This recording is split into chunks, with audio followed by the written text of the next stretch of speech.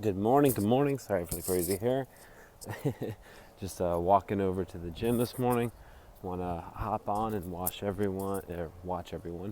Wish everyone a happy and healthy new year. 2022 is behind us, and very excited for 2023. And just wanted to make one of these videos I can reflect back on what to expect. What do I expect?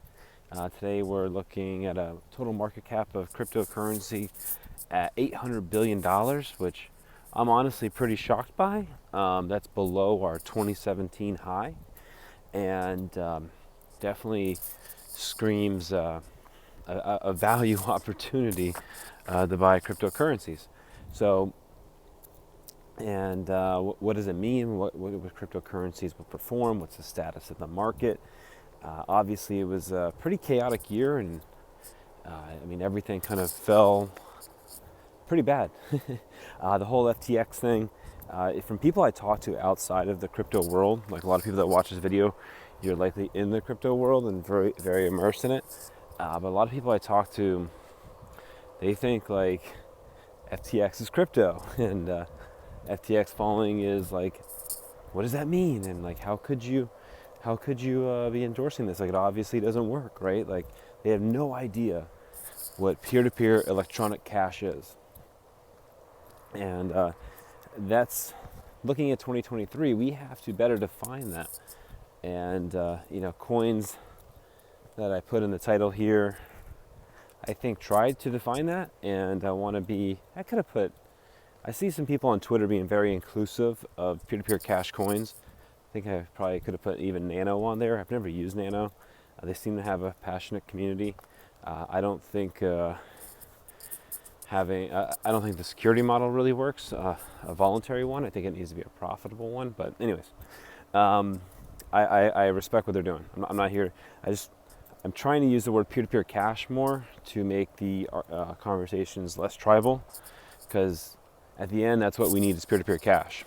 And in 2023, hopefully we do more things to make people more aware of peer-to-peer cash, because they're really going to need peer-to-peer cash, electronic cash. And clearly what I'm talking about is CBDCs. People are going to need to learn how to use cryptocurrency. And that's why I'm excited for this following year to get more involved and let more people know. I think it's going to be May 28th. May 28th, we will have our Bitcoin Cash charity golf tournament. We will be announcing in January. Super excited for it. And getting back to getting 100 merchants onboarded here. And also news for everyone watching this, I just bought a restaurant. I bought a restaurant, and I'm going to be doing Bitcoin Cash meetups there. I'll have more details here soon, but it'll be a place where we all can meet, and a little Bitcoin Cash hub in the area. There's businesses here that accept it, but I think a good home for it, along with my other businesses. Whatever. Just a little update. Not that I'll be running it, but I partner with a friend, and So 2023, we will have the Bitcoin Cash charity golf tournament. Excited to see what else happens in the community. And I don't expect the end of next year for cryptocurrency to be at a $800 billion market cap. I think it's very unlikely. I thought it was unlikely that we were here, but I think it's unlikely we go much lower.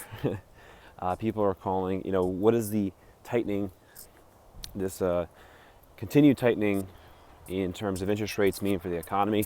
Obviously, it's not good in terms of liquidity and doing business. So what's the ultimate ramification? Like, you're hearing people say even the word depression. I don't think it's going to be depressionary-like, but also I don't believe in the Federal Reserve's ability to create a soft landing.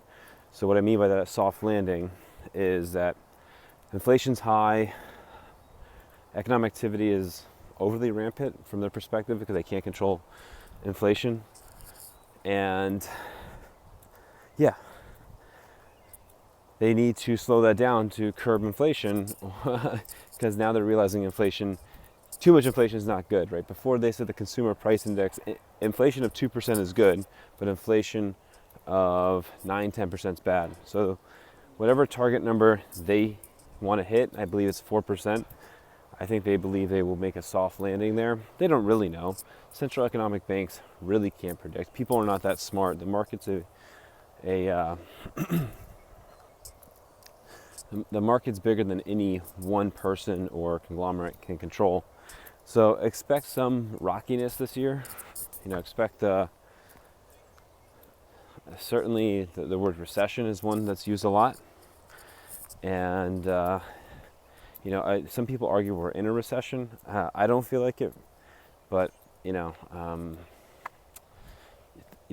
the market is fundamentally and what it feels like can be two different things. So what I'm saying there is we're going to have some market turbulence. Crypto has not ever really been through a full-blown recession, anything like 2008, or name your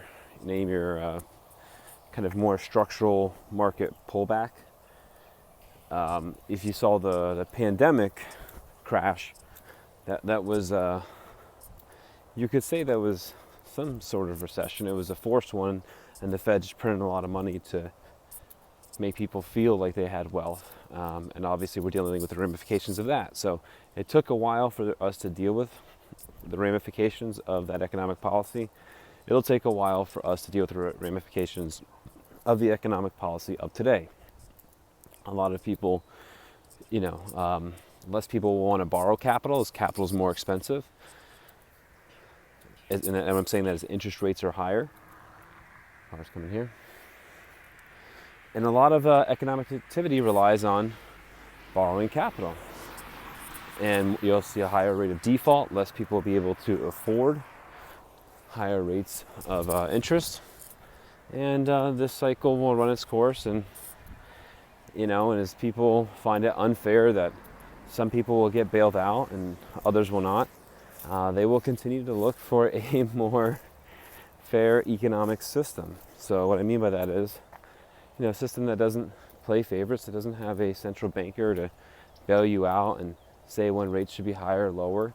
I've said this before on the channel, but the market prices just about everything. The market prices, food, the market prices gas, the market prices, the market prices everything except interest. And if you go back and look at Soviet Russia, when they tried to price fix all of the assets in their market, it didn't work. So let's say if they price fixed a loaf of bread, they said it was whatever it was. Let's say they said it was $5. They would actually have either mass surpluses where it'd be rotting in the fields, or there'd be none on the shelf. And we saw how badly that is when you try to have central players price fix things, and yet we let the Federal Reserve price fix the cost of capital. So what are you going to have? You're going to have way too much borrowing. You're going to have way too little. And that's where the soft landing is unlikely to happen, because no one person is really smart enough to know. So again, I hope everyone has a happy and healthy 2023. Stick to the mission of peer-to-peer cash. Peer-to-peer cash is definitely a, when I try to tell people how great it is, and like the next thing I want to tell them is like how like badly you're going to need this in a world full of CBDCs. So it's not going to be like, should you have some crypto, some peer-to-peer cash? It's like you have to have it. Like it's going to be the only way you're going to be able to do certain things that you may need to do if the CBDC does not allow whatever kind of behavior. I mean, just look at the world today. I mean, look at how much speech is like often censored. Like it's laughable, this notion that we have free speech, and spending your money is a behavior of free speech. So if you're going to want to be able to speak freely in the future world, you're going to need to learn how to use peer-to-peer electronic cash. So just want to hop on here before I go to the gym. Wish you guys a happy, safe, healthy new year. Looking forward to seeing a lot more of you guys in 2023. As always, thank you for watching. Appreciate it.